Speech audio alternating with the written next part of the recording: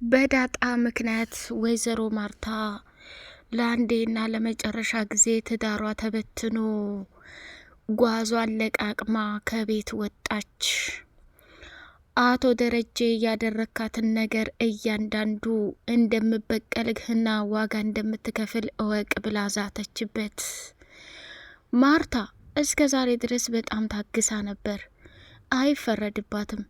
አቶ ደረጀ ዳጣ ልጁ መሆኗን ለማወቅ ፈራ ተባ እያለ የዲኤንኤ ምርመራ ቢያደርግም ሰላምዬን ደግሞ እሷ እንዳስረገዛት ስለሚያውቅ ከአንድ አይሉ ሁለት ጉድ ስለደበቃት ይሄን ነገር ስታውቅ ደግሞ መቋቋምና ራሷን ማመን ነው ያቃታት። ደሬ እስካሁን ድረስ እኮ እኔ እናንተ ውስጥ ምንም መደባበቅ የሚባል ነገር የለም። ለካ ባለፈው እኔ ባገባ ምን ይሰማሻል? ከሌላ ሰው ልጅ ቢኖረኝ ምን ታደርጊያለሽ? እኔ ከሌላ ሰው ማግጬ ልጅ ቢኖረኝ ምን ታደርጋለህ ብዬ ስጠይቅህ እፈታሻለሁ ነበር ያልከኝ። ስለዚህ የኔም ነገር ተመሳሳይ ይሄ ነው። የኔና ያንተ ነገር እዚህ ጋር ያቆማል። ካሁን በኋላ ሊያገናኙንና የሚያገናኙን ነገር ልጆቻችን ብቻ ናቸው። ስለዚህ አንተም እዚሁ ባለህበት የአባት ፍቅር ስጥ፣ እኔም ለልጆቼ ባለሁበት የእናት ፍቅር እሰጣለሁ። ስለዚህ ካሁን በኋላ ማርታ የምትባል ሴት በህይወትህ የለችም። እንዳንተ አይነት ወራዳና ከሀዲ አጋጥሞኝ አያውቅም ብላ ደምን ባለቀሰች። አቶ ደረጀ የፈራውና ሲፈራ የኖረው ነገር ደግሞ ደረሰበትና ራሱን መቆጣጠር አቅቶት ከሚባለው በላይ ደም እንባ እያነባ ይገኛል። ሰላምዬ እትዬ ምን ሆነሻል?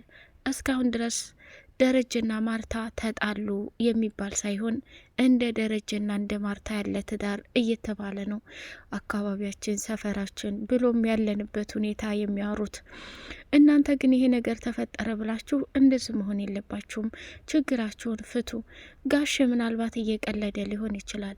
እውነትም ከሆነ ምንም ማድረግ አይቻልም። እትዬ እኔ አሁን ያረገዝኩት ጽንስ ከአቶ ደረጀ መሆኑን ብታውቂ ምን ይሰማሻል? ግን ለራሴ ቃል ገብቼ ነው ይሄን ነገር ያደረግኩት። ሰላም ልታሳብጂ ነው እንዴ? አሁን በእንደዚህ አይነት ስሜት ምንስ የደረጀ ጽንስ ቢሆን እንዴት ትናገሪያለሽ? ብላ ቀወጠችው። እትዬ ባክሽ ተረጋጊ። የጫንሽውንም ጓዝ ወደ ቦታው እንመልስና እኛ የሚያምርብን ችግሮቻችንን ፈተን ልጆቹ ሳይሰሙ የሚሆነው መፍትሄ ማድረግ ነው ያለባችሁ ብላ ተናገረች። አቤጌል ከዳጣ ጎን ቆመችና እማዬ እኛ ቤት እየተሰራ የነበረውን ድራማ ታይ ዳጣም ቢሆን አባዬና ውሃን ነው የምትመስለው ብዬሽ ነበር። እኛ ቤት እየተደረገ ያለውን ነገር ሁሉንም ስናገር አንድም ቀን ሰምተሽኝ አታውቂም። ያው አንቺን ጎዳና ላይ ትተው የጎዳና ልጅ ዳጣን እለፋሽበትና ደከምሽበት ቤት የእሷን እናት ሊያመጣት ወሰነ። አንቺም ደግሞ በቃ ተረጋጊ እማዬ፣ ሀብትና ንብረትሽን ተካፍልሽ ነው መሄድ ያለብሽ እያለች ማቀጣጠልና ማያያዝ ጀመረች።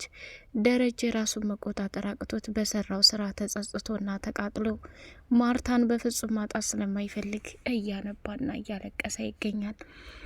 ሰላም ሰላም ሰላም! ውድ የተከበራችሁ የስጦታ ሚዲያ ቤተሰቦች እጅግ በጣም ተወዳጁና በጉጉት የምንጠብቀው የዳጣ ድራማ እንደቀጠለ ይገኛል። ቻናሉን ላይክ፣ ሰብስክራይብ እያደረጋችሁ ለምታበረታቱኝ በጣም አርጌ አመሰግናለሁ።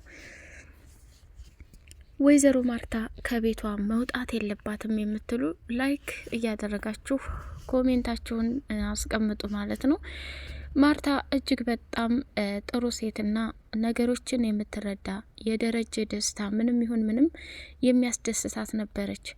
አቶ ደረጀና ዳጣ እንግዲህ ቆይታቸውን መኪና መንገድ ላይ እንዲሁም ደግሞ መኪና ውስጥ ደስታቸውን ከጨረሱ ከተለቃቀሱ አባትና ልጅ መሆናቸውን ከምንም በላይ በደስታ አስፈንጽዟቸው ወደ ቤት መጣና ማርታ የዛሬው ደስታ ይለያል፣ እባክሽ መጠጡንም ምኑንም ቤቱንም ሞቅ ሞቅ አድርጉትና እንጨፍር፣ ዛሬ መጨፈር አለብኝ አለና የደረጀን ደስታ ለማክበር ብላ ሰላምዬም እንዲሁም ደግሞ ኤቢ፣ ዳጣ፣ ውሃ፣ ናታን ሆነው ቆመው መጨፈር ጀመሩ።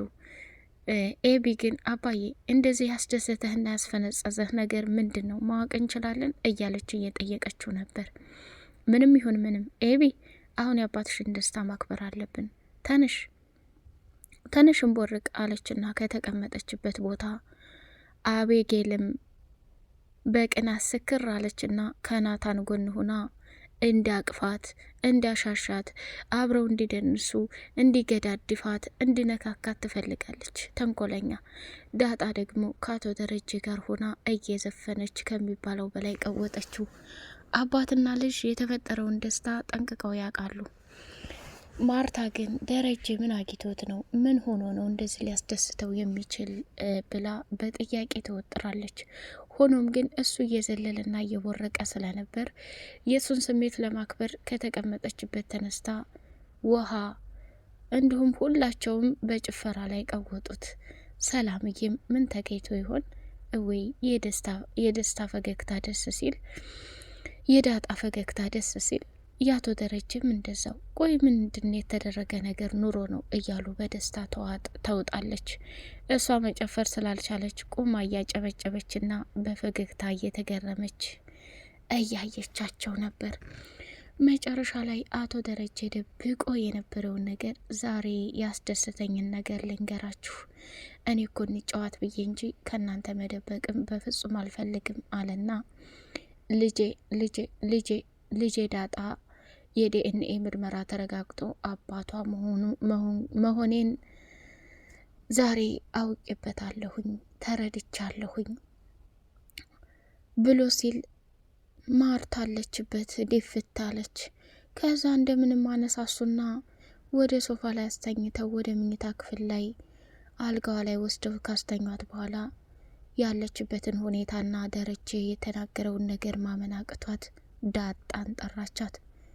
ዳጣ አንቺን ልመንሽ፣ አንቺ ያቶ ደረጀ ልጅ ነሽ? አዎ እትዬ፣ የዲኤንኤ ምርመራ ተደረገ፣ በስህተት ነው የተፈጠርሽው ብሎኛል።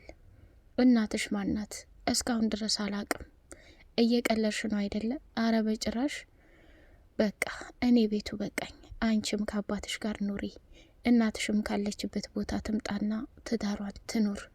ከዚህ በላይ እኔ መታመን፣ ከዚህ በላይ ዋጋ መክፈል ሰልችቶኛል አለቻት። እንዴት እዬ? ውሃ ያላንቺ መኖር ትችላለች እንዴ? ኤቢስ ቢሆን ያላንቺ መኖር ትችላለች እንዴ? ቤቱ እኮ ያላንቺ በፍጹም ሊያምር አይችልም እትዬ። አንቺ ሳትሆኚ የምትወጪው ከአባዬ ጋር ያላቸውን ችግር አስተካክላችሁ ፈታችሁ አንድ ላይ ኑሩ። እኔ ግን በፍጹም አንቺ ከቤት ወጥተሽ ውሃ እያለቀሰች ዳጣ ማናት ኤቢ ተከፍታ ማየትን አልፈልግም። ለምን ሲባል ቤት እኮ ያለ እናት አያምርም። እኔ እንደሆንኩ ትዬ ጎዳናን ለ18 ዓመት ኑሬበታለሁ። አሁንም በወጣ ምንም አይመስለኝ። እዚህ ቤት ከመጣሁ ግን ያንቺን ፍቅር፣ የውሃን፣ ያቤጌልን እንዲሁም ደግሞ የአባዬን፣ የሰላምዬና የናታንን ፍቅር በሙሉ አገኘቻለሁ። በእነዚህ እየተደሰትኩኝ አባት እኮ አለኝ የሚለውን ተስፋ ካወቅኩ መኖር እችላለሁ አይደል? አንቺ እኮ ምንም አላደረግሽም የኔ ልጅ፣ ያጠፋው እሱ ነው። ግን እንዲህ ተዋሻለሽ ብዬ አላስብም ነበር። ለምን የአቶ ሲሳይ ልጅ ነኝ ብለሽ የሌለ ታሪክ ታወሪያለሽ? እማዬ በሰዓቱ ነገሮቹ ስላልተጣሩና አባዬ መናገር ስላልፈለገ ይሄን እንድናገር አዞኝ ነው ብላ ዳጣ የተሰማትን ስሜት በሙሉ ለማርታ ተናገረች። ማርታም ደግሞ አንቺ ይቅርታ፣ ምንም ማድረግ የለብሽም፣ እኔ ለዚህ ለቤት ባዳና ምንም እንደሆንኩ ነው የተረዳሁት። ስለዚህ ነገውኑ ውልቅ ብዬ ሄዳለሁ ብላ ስትላት፣ እንደማየ በጭራሽ ይሄማ ሊሆን አይችልም፣ አንቺ በቤትሽ መቀመጥ አለብሽ በፍጹም ብላ ዳጣ ተናገረች። ሰላምዬም ወይዘሮ ማርታን ብትለምናት ወደዛ ብትላት ወደዚህ ብትል በጭራሽ ማርታ የምትባል ሴትዮ በቃ ወሰነች፣ መውጣትን ወሰነች። በጭራሽ እኔ ልቀመጥም እንትንም ልልም አልፈልግም። ደረጀ እንዳንተ ያመንኩት ሰው የለም ነበር፣ ከሀዲ ነህ ብላ በጣም ተናዳ ጓዟን ይዛ ከዛ ከቤት ወጣች ማለት ነው። ናታንም አባዬ በጣም አጥፍታል፣ እማዬ እኮ በጣም ጥሩ ሰውና መልካም ሰው ናት፣ ይህ ነገር ደግሞ አንዴ በህይወታችሁ ላይ ተፈጥሯል፣ ስለዚህ እሷን አረጋግተህ ወደ ቤቷ መመለስ አለብህ ብሎ ሲቆጣው ናታን አንተን ትሰማሃለች። አንተን በጣም ነው የምታከብርህ። ስለዚህ በቃ ማርታ፣ እኔ ከዚህ ከቤት እንድትወጣ አልፈልግም። ያደረግኩት ነገር በጣም ከባድ ነው። እቤቷ ትቀመጥ፣ እኔ ቤቱን ለቅቄ እወጣለሁ። ያለሷ ደስ አይልም። እሷ ከዚህ ከቤት ወጥታ እኔ የምኖር ይመስላችኋል እንዴ? እንዴት ነው የምታስቡት? የተፈጠረው ነገር አንዴ ተፈጥሯል። እችን ልጅ ደግሞ አባቷ መሆኔ እያወቅኩኝ እንዴት ብዬ ጎዳና ኖሪ እላለሁ። ዳጣ እስካሁን ያሳለፈቻቸው የመከራ ህይወትና የስቃይ ህይወት እዚህ ጋር ይበቃል። አቤጌል እህቷ፣ ዳጣ ለውሃ እህቷ፣ አንተ ወንድሟ ሆናችሁ በደስታ እንድትኖሩ ብዬ ነበር። ማርታ ደግሞ ይሄ ምርጫዋ ካልሆነ በእርግጥ አጥፍቻለሁ፣ ከድቻታለሁ።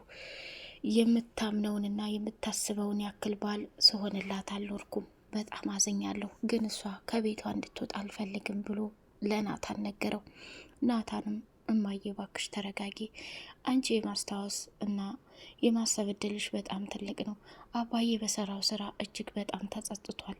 አንቺ ይቅር ካላልሽው፣ አንቺ ከጎኑ ካልሆንሽ ማን ሊረዳው ይችላል እያለ ቢለምናትም በጭራሽ ማመን የሚባል ነገር አልፈጠረባትም ማለት ነው። በጣም ተናዳለች። እውነት ለመናገር ደረጀ ትልቅ ታሪክና ጀብድ እንደሰራ ሰው ጭራሽ እንጨፍር፣ ጭራሽ ደስ ብሎኛል እያልክ እኔን በእኔ ላይ ትጫወታለህ አይደል? እንዳንተ አይነት ራስ ወዳድ ሰው አጋጥሞኝ አያውቅም ብላ ተናዳ ጓዟን ልቅም አድርጋ ወጥታለች። ያሳዝናል። ማርቴ ይሄ ላንቺ አይገባም ነበር። ሆኖም ግን የሰው ልጅ ስህተቱን ማተራረም ደስ ይላል። እናንተ የትዳር ተምሳሌት ናችሁ። በጣም በጣም አስተማሪ ድራማ ነው። ቻናሉን ላይክ፣ ሰብስክራይብ እያደረጋችሁ አበረታቱኝ። ውድ የስጦታ ሚዲያ ቤተሰቦች፣ በቀጣይ ፓርት እስከምንገናኝ ሰላም አለይኩም ወራህመቱላሂ ወበረካቱሁ።